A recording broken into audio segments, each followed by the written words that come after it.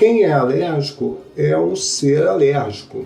Não está acabada a vida, mas ele tem predisposição para ter outras alergias, inclusive alergia na pele, uma dermatite atópica, até desenvolver alergia alimentar. Não quer dizer que isso vai acontecer em todas as pessoas, mas aumenta a chance de ter outras doenças. Depende muito do tipo de exposição, e hoje em dia se fala muito da importância dos primeiros 1000 dias de vida, já contando da gestação.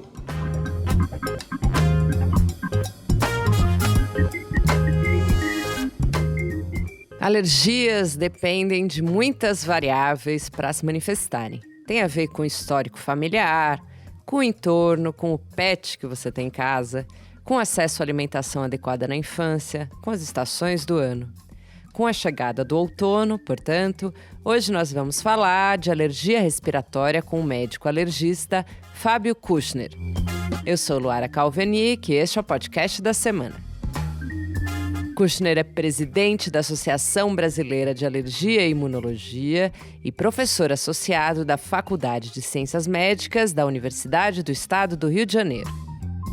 Na conversa que você escuta a seguir, ele fala sobre alergias respiratórias em adultos, crianças, sobre como ter qualidade de vida, sobre o tratamento com vacina e o que dizem os novos estudos sobre o tema.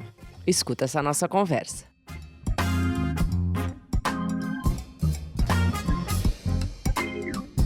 Doutor Fábio, obrigado por estar aqui com a gente hoje. Obrigado pelo convite, é um prazer estar aqui com vocês. Doutor, dia 20 de março começa aí o outono e a gente sabe que é um mês e que algumas crises respiratórias chegam com força ali. Isso se repete ano após ano, né? Mas houve alguma mudança nos últimos tempos com o Covid, com as mudanças climáticas, enfim, o que o senhor observa? Não, sem dúvida alguma, houve uma mudança muito importante e foi muito interessante observar durante a pandemia a mudança do padrão de frequência das alergias. O que acontece no outono? Na maior parte do Brasil, a gente não tem estações tão bem demarcadas, por exemplo, como é na Europa, nos Estados Unidos, no hemisfério norte, de modo geral, a não ser em regiões serranas ou no sul do país.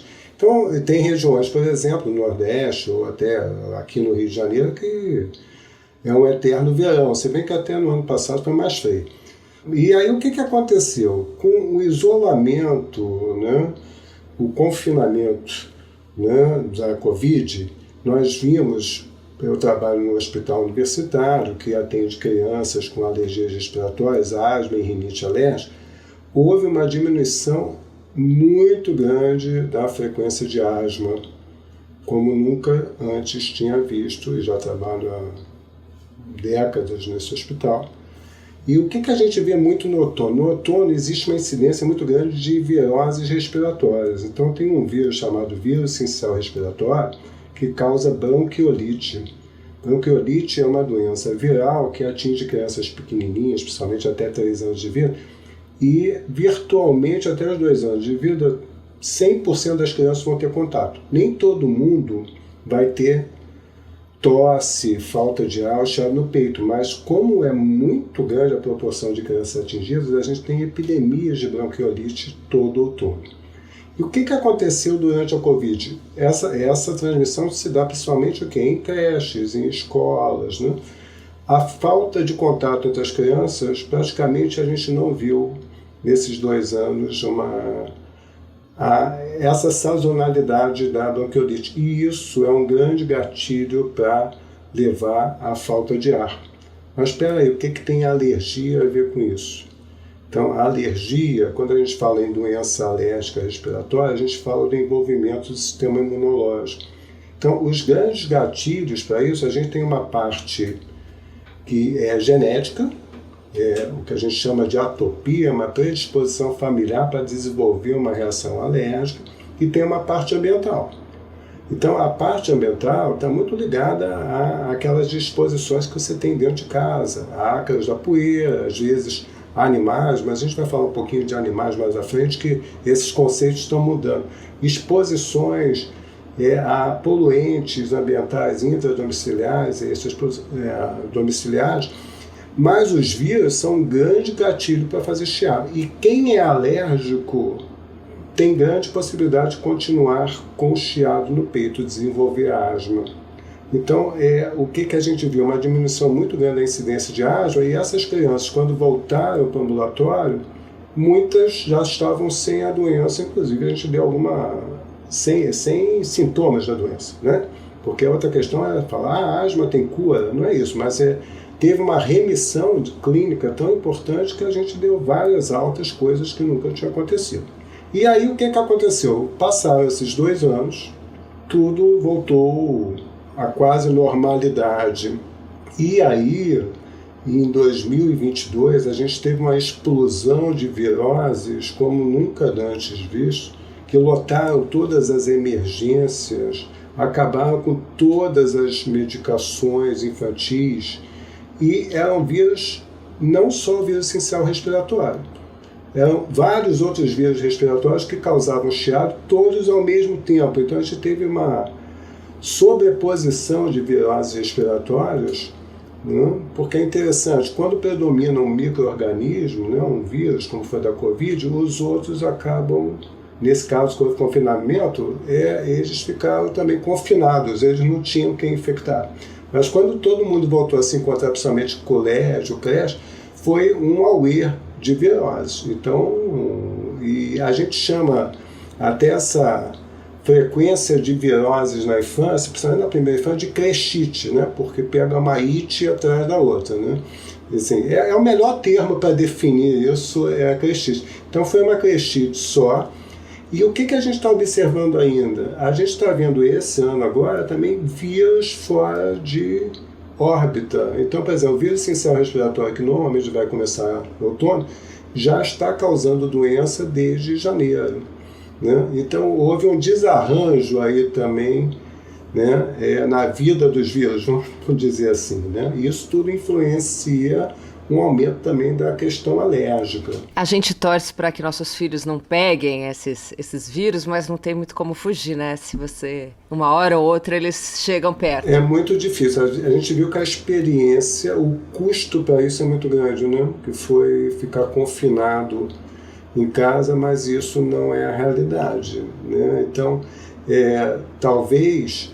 em alguns países tem uma licença maternidade mais extensa e paternidade, isso não aconteça dessa forma maior. Mas, por outro lado, tem a questão do desenvolvimento da criança, né, social, né, é importante esse encontro com outras crianças. Então, eu acho que não tem muito uma solução definitiva. Acho que cada sociedade tem uma solução para isso.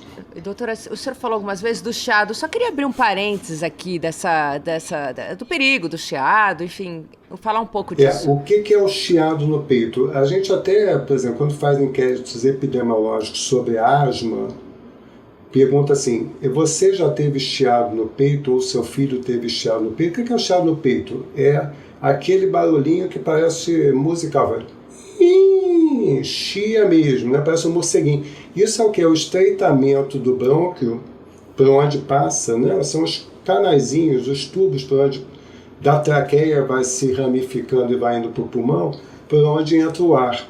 O ar, normalmente, quando eu tenho o que a gente chama broncoespasmo, ele entra fácil, mas na hora de sair, é como se tivesse uma janela aberta, entra fácil, mas se eu encosto a janela, o vento faz barulho para sair, ou entrar, então ele chia, então isso é um broncoespasmo. Então, assim, quando a gente fala em asma, é uma doença alérgica ou não alérgica, eu vou explicar isso, que é caracterizada por tosse, falta de ar e broncoespasmo.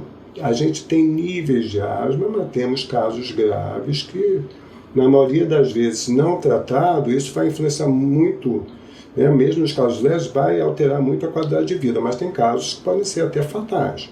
Embora mortalidade seja baixa em asma, são doenças, são mortes totalmente preveníveis, né, com tratamento. O senhor falou aí de crises alérgicas, né? Mas eu queria entender quando que isso vira uma alergia de fato. Quando que a gente pode dizer que a criança, o adulto, é alérgico e desvincular isso da crise alérgica, né? Será que a gente está um pouco hipervigilante com alergias, chamando tudo de alergia? Queria que o senhor falasse um pouco disso. A gente tem que compreender a alergia como envolvimento do sistema imunológico.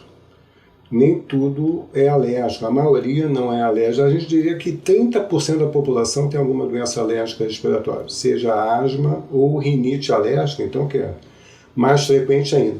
Então, como eu falei até anteriormente, eu tenho que ter uma predisposição familiar, de modo geral. Então, assim, se eu tenho um dos pais alérgicos, eu tenho 40% de chance de desenvolver algum tipo de alergia. Se eu tenho os dois, até 70%. Então, a questão genética é muito importante.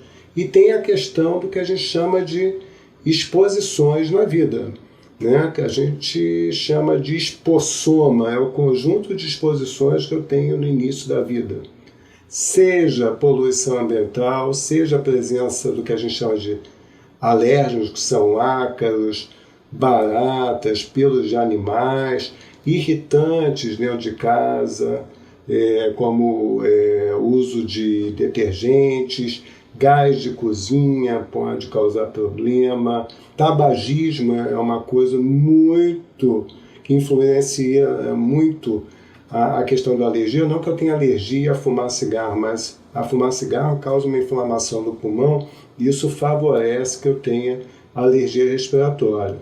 Então, assim, as doenças alérgicas respiratórias são inflamações da pelezinha que reveste o nariz, da mucosa, tanto nasal quanto pulmonar, e é como se eu tivesse assim, ralado aqui a pelezinha do nariz do pulmão. Então, por exemplo, se eu estou andando de bicicleta e me ralei todo, se bater um vento frio de noite, vai me arrepiar muito mais o lugar que eu estava ralado do que o outro. Se cair álcool ali, ou metiolate antigamente, vai me queimar muito mais ali do que o nariz, o pulmão funcionam meio assim. Eu ralo o nariz por causa da inflamação alérgica, mas mudanças de temperatura, do frio para o quente, cheiros irritantes, que podem ser detergentes, podem ser via de fábricas, podem ser refinaria de petróleo, de industrialização, fumaça de cigarro, perfumes. Tudo isso pode me irritar a mucosa e levar a ter sintomas. Mas a gente tem que compreender, mais do que em crises alérgicas, por exemplo, a asma é uma doença crônica, que a gente chama de doença crônica não transmissível, que se caracteriza por ter crises também. E a rinite também, mas fora da crise eu também tenho sintomas. O que chama atenção é quando eu tenho muita falta de ar, eu tenho que medicar, mas mesmo fora das crises eu tenho sintomas e isso requer medicação. Tanto para o nariz, a característica da rinite, né, que é aquelas crises de espirro, principalmente pela manhã, crises de espirro, coçar o nariz, a gente até chama assim, um movimento de fazer assim, de saudação alérgica, uma coisa bem característica, entupir o nariz, que é uma coisa muito incômoda, isso interfere muito a qualidade de vida, e quem tem assim, rinite tem mais chance de ter asma, então quem tem asma tem 80% de chance de ter rinite, e quem tem rinite tem 50% de chance de ter conjuntivite alérgica. Então, quem é alérgico é um ser alérgico. Não está acabado a vida, mas ele tem predisposição para ter outras alergias, inclusive alergia na pele, uma dermatite atópica, até desenvolver alergia alimentar. Não quer dizer que isso vai acontecer em todas as pessoas, mas aumenta a chance de ter outras doenças. Depende muito do tipo de exposição. E hoje em dia se fala muito da importância dos primeiros 1000 dias de vida, já contando da gestação, o tipo de exposição, da dieta materna, da exposição ambiental que essa mãe tem, principalmente em relação ao tabagismo, se ela ganhou muito peso em relação à obesidade é uma doença inflamatória, se ganhou peso muito rapidamente, ao nascer, se o neném nasceu de parto cesariano ou parto vaginal, tem uma diferença muito grande. Então tem 3 momentos importantes para você determinar até se você vai ser alérgico ou não. É durante a gravidez, as exposições que a mãe é submetida, tipo dieta, aumento de peso, exposições ambientais, ao momento do parto. Por que acontece? Quando o neném passa pelo canal vaginal, ele adquire o que a gente chama flora vaginal da mãe, que a gente chama de microbioma. E essa flora vaginal ela é rica em bifidobacilus, lactobacilos, que estimulam de uma maneira benéfica o sistema imunológico. É saudável. Quando eu nasço de parto cesariana, eu não tenho essa abordagem. E essa colonização, vamos dizer, dessas bactérias se dá em horas. Você, assim, no parto vaginal, em 6, 7 horas já adquiriu a flora materna. Tem também a ver com a deglutição, né, dos líquidos, né, do canal vaginal, porque isso coloniza o intestino, né? Então a gente tem a microbiota intestinal, é muito importante nisso. Quando eu nasço de parto cesáreo, eu nasço num ambiente estéril. Eu posso vir até adquirir a microbiota lá da equipe cirúrgica, não chega tanto, né? Então é totalmente diferente. O outro aspecto muito importante é o tipo de alimentação do neném. Quando é um aleitamento materno, segue a mesma, né, a mesma questão, é uma coisa muito mais saudável do que um aleitamento artificial. Você vai fornecer uma microbiota muito saudável. E a outra ocasião, fora as disposições todas ambientais, tem a questão genética, é quando do desmame o tipo de dieta que eu vou ter. Né? Se é uma dieta natural, rica em fibras, verduras, frutas, e eu vou ter uma microbiota muito mais saudável. E o que se fala hoje em dia é que, a partir dos 2 anos, eu mudo muito pouco a minha microbiota. E isso vai ser determinante para o aparecimento de doenças crônicas, alérgicas ou não. Então, mesmo que a gente tenha, né, muitas vezes a cesárea necessária, isso é recuperável de alguma maneira numa boa alimentação, enfim, tomando esses cuidados aí na primeira infância, né? Não, sem dúvida, não é um fator único determinante. E, quer dizer, isso são estudos populacionais. É muito difícil determinar uma receita para um indivíduo específico. E tem também a questão na exposição ainda em útero, né, do uso excessivo de antibióticos pela mãe, e de nenéns que, assim, com uma grande prescrição de antibióticos, isso muda também muito a flora intestinal e isso altera todo essa que a gente chama homeostase do sistema imunológico, é o equilíbrio do sistema imunológico. Porque o sistema imunológico, a função dele principal é determinar o que é meu e o que não é meu. E isso depende muito da interação com essas bactérias. Então, isso é uma coisa muito interessante, né? E eu posso perder a tolerância, quer dizer, uma coisa que eu vim a tolerar, eu posso perder a tolerância, né? E desenvolver um processo alérgico, por exemplo. E, doutor, o senhor falou muito aí de estilo de vida, né? O quanto que isso tem a ver com os alérgicos e não alérgicos, né? Sem dúvida. Esse conjunto de coisas que a gente está falando, né, de exposições, tem muito a ver com a mudança de estilo, né? Os estudos epidemiológicos determinaram assim, que o que chamou a atenção é que no final do século passado houve uma explosão de doenças alérgicas, né? Doenças alérgicas respiratórias, doença da pele, e 5, 10 anos depois, nesses mesmos locais, né, que tinha uma explosão dessas doenças, que era principalmente em cidades do hemisfério norte, da Europa, Estados Unidos, algumas cidades do Brasil, Austrália, África do Sul, houve também um aumento de alergia alimentar. E o que se viu em comum ali era o estilo de vida ocidental, quer dizer, você tinha menos filhos, né? Você tinha menos contato com outras crianças, tinha um aumento muito grande de partos cesarianos, uso excessivo de antibióticos, uma dieta não muito rica em fibras ou vegetais e frutas e pouco contato com um ambiente verde ou um ambiente de fazenda. Foi visto que em alguns locais, que em áreas rurais e áreas urbanas de uma mesma região, nas áreas rurais você tinha muito menos alergia. Por quê? Porque você tinha contato com animais de fazenda. E o que animais de fazenda fazem muito? Fezes muito grandes. E aí o que acontece? Tem uma diversidade de micro-organismos muito grande e isso estimula o sistema imunológico. Quando eu não tenho esse estímulo, eu vou ficando com uma pobreza imunológica. E isso vale também para os animais, os pets. Então, por exemplo, se eu posso nascer com uma predisposição genética para alergia, mas se eu vou para casa e tiver um cachorro, é bem possível que ele se comporte como um animal lá de fazenda e seja benéfico para mim e possa até mudar meu sistema imunológico. Então isso mudou até a atitude dos alergistas, não, tira o cachorro de casa, tá? Com gato talvez seja um pouquinho diferente. Então quanto mais cachorro, lógico, isso não é uma receita, tá?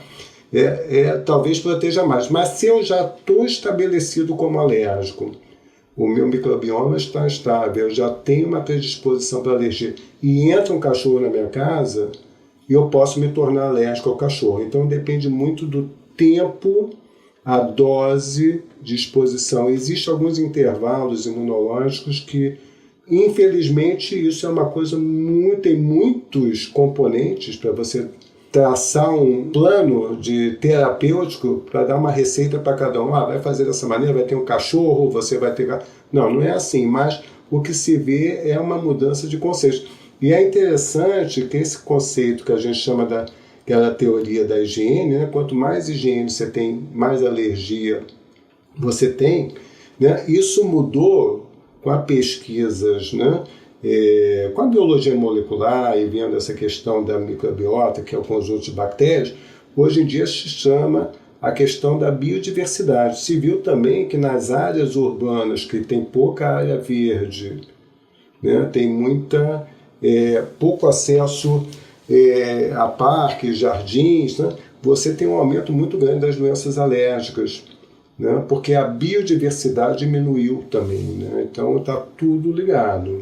Ótimo, doutor. E no começo do nosso papo, o senhor falou que a alergia tem muito relação com o estranhamento de certos, ambientes, substâncias e tal. Isso nos faz entender que é muito importante a gente ter uma diversidade no início da vida, né? Seja uma diversidade Sim. de alimento, uma diversidade à exposição de diferentes ambientes, enfim. E até tem a ver com a higiene, como o senhor disse. Aí eu chego em classe social, né? O quanto que a alergia está associada a acesso, à classe social, enfim, ao entorno? Olha, sempre se falou que a alergia é doença de rico, né? Se falava muito isso, pelo menos no meu tempo, tá? Quando criança falava, alergia é doença de rico. E aí os estudos epidemiológicos é interessante, porque, por exemplo, participei de estudos aqui com crianças e adolescentes, e um último estudo, o ERICA, que é um estudo de risco cardiovascular dos adolescentes, a gente analisou mais de 120 mil crianças no Brasil, em várias regiões, nas capitais todas, e mostrou o seguinte: a gente não analisou a classe social, mas inferiu, comparando escolas particulares, porque a base era escolar, escolas particulares e escolas públicas. Nas escolas particulares, você tinha muito mais doença alérgica, ou tinha significativamente mais doença alérgica do que na escola pública. Então, falando, quem tem um melhor nível social tem mais alergia, tá? Isso seria a conclusão disso. Só que vários estudos mostram que eu posso ter uma frequência maior de alergia, mas nas classes mais desfavorecidas, e isso implica não só a questão social, mas a questão de cor da pele também, tem vários estudos surgindo agora, uma certa gravidade de doença maior do que naqueles mais que têm uma melhor questão social. Mas é interessante que alguns estudos, estudando conjuntamente classe social e cor da pele, a cor da pele é um fator mais importante do que a classe social. Então, assim, são estudos mais novos falando da questão do racismo estruturado, como isso pode influenciar toda essa cadeia que a gente falou, de ambiente, um ambiente desfavorável, maior exposição à violência doméstica. Tem vários estudos mostrando que o estresse de uma criança em idade pequena ou a mãe durante a gravidez aumenta o risco de asma, né? O pouco acesso à saúde nessas, vamos dizer, áreas mais desfavorecidas. As pessoas cada vez vão morando em habitações mais insalubres e mais próximas de áreas industrializadas, então a poluição ambiental é muito grande.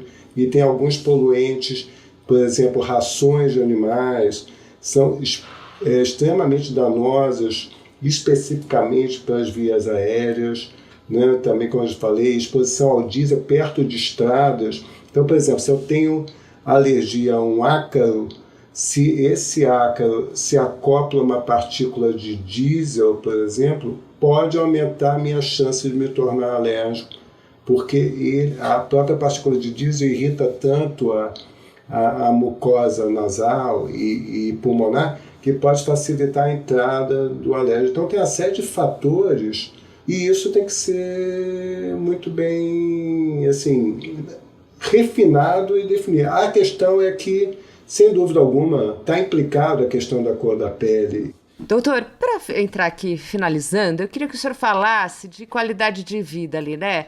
Alergia, que eu saiba, não tem cura, né? Mas como é que a gente pode, dia a dia ali, ter uma vida melhor? O que tem sido proposto nos últimos tempos, né? A gente já ouviu falar em imunoterapia, algo que tem se falado muito. Queria que o senhor nos desse aí um panorama. A gente costuma dizer que a alergia não tem cura mesmo, até porque tem uma predisposição genética. Então, por exemplo, o que é isso? Eu tenho asma, então asma é aquilo, tosse, falta de ar, tá? Mas eu comecei a ter asma aos 2 anos, posso chegar aos 7, 8 anos e não ter mais crise nenhuma. Mas aí, aos 35 anos, eu vou na casa do Zezinho, lá em Cabo Frio, uma casa de praia, estava fechada há 2 anos, de dormir lá. E acordei com uma baita crise de asma. Então, na realidade, o que acontece? Existe uma melhora clínica importante somente se eu estiver utilizando o tratamento adequado, mas a predisposição para ter uma crise, por exemplo, ela continua, porque o sistema imunológico não foi alterado. E aí, como eu falei antes, essas doenças alérgicas respiratórias, rinite, asma, são doenças inflamatórias. E a gente tem tratamentos muito seguros e adequados para todas as faixas etárias. A primeira parte do tratamento é o controle do ambiente. Logicamente, tem exposições. Uma das piores é o tabagismo, que é uma coisa difícil de parar. Mas também quartos, principalmente as crianças, passam a maior parte do tempo lá. E hoje em dia, mais, não só as crianças adolescentes com tela o tempo todo, quartos que tenham mofos ou acúmulo de imóveis que acumulam poeira, muita almofada, bichinho de pelúcia. Se você tiver um pet, embora a gente tenha falado bem dos pets, mas se eu tiver 2 gatos, não vai dormir comigo na cama de noite, vai ter que dormir do lado de fora. Né? Então tem esse controle ambiental é bem importante. É um primeiro passo para o controle das doenças alérgicas. Em seguida, eu tenho que definir se eu sou alérgico ou não, porque eu posso ter sintomas respiratórios e não ser alergia. Para isso, a gente tem exames, aqueles famosos testes na pele alérgicos, mas também tem testes no sangue que a gente procura o anticorpo alérgico que chama IgE. E aí eu tenho IgE contra ácaros da poeira, contra pelos de animais.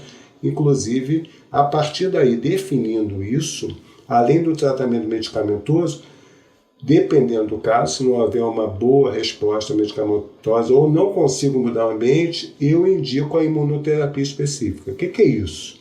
São as vacinas antialérgicas. Então eu vou fazer o quê? Um tratamento específico para a alergia daquele indivíduo. Quem faz isso é o especialista em alergia e imunologia. Então, se eu tenho alergia a um determinado ácaro, eu tenho espécies de ácaros que são variáveis nos locais e fizer uma imunoterapia específica. O que acontece? O alérgico, na realidade, ele é bem intencionado, esse anticorpo. Ele tenta proteger a gente, só que é uma resposta exagerada. A resposta exagerada leva à inflamação.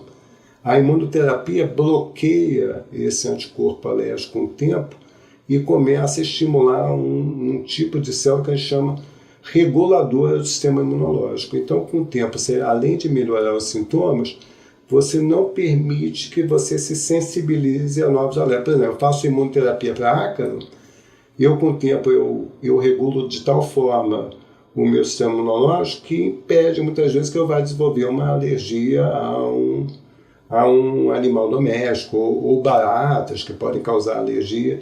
E isso, você fazendo esse tratamento por 3, por vezes 5 anos, você tem uma resposta muito duradoura e pode mudar a partir daí a história da alergia. Você pode de tal maneira regular o sistema imune que pode mudar. É o único tratamento que muda, né, o mecanismo de alergia.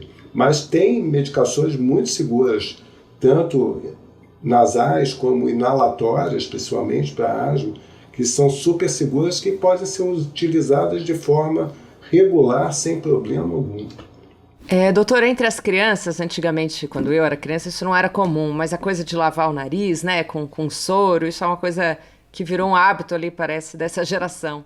O senhor indica isso? Olha, acho que nem 8 nem 80, vamos dizer assim, né? Então, assim, sem dúvida alguma, o nariz é o órgão que está em contato com o ambiente, né? Então, assim, além de ter contato com os alérgenos, né, tem contato com sujeira, é um órgão assim sujo, vamos dizer assim. Lavar o nariz é um hábito saudável, mas você lavar em excesso, você começa a ter tem benefícios claros, né? Você tem benefícios claros, mas por outro lado, tá, você pode alterar algumas funções nasais. E dependendo do instrumento que você usa, que é muito comum você usar seringuinhas, tá? Mas você usar garrafinhas plásticas, que a gente chama esquise, que você põe nariz e põe um jato muito forte, aquilo às vezes vai até o conduto auditivo e a gente tem visto um aumento de otites por conta disso, tá?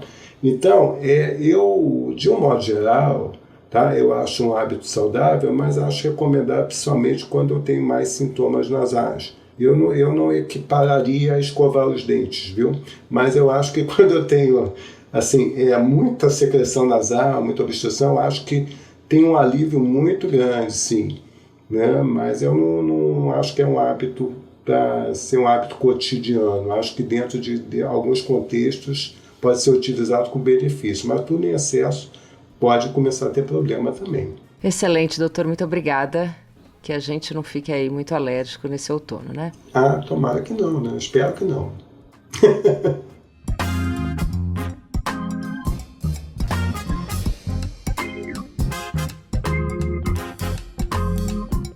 Se você gostou desse podcast, eu te convido a ouvir os episódios anteriores.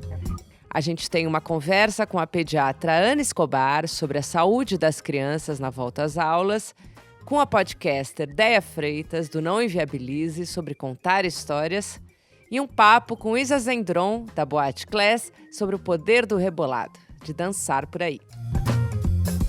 Em plataformas de áudio como o Spotify e o Deezer, e no site da Gama, você pode ouvir todos os episódios do podcast da semana. Outra dica é assinar as nossas newsletters. Assim você não perde nada que sai na Gama.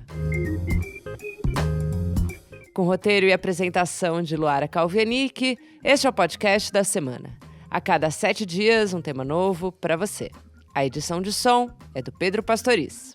Até semana que vem.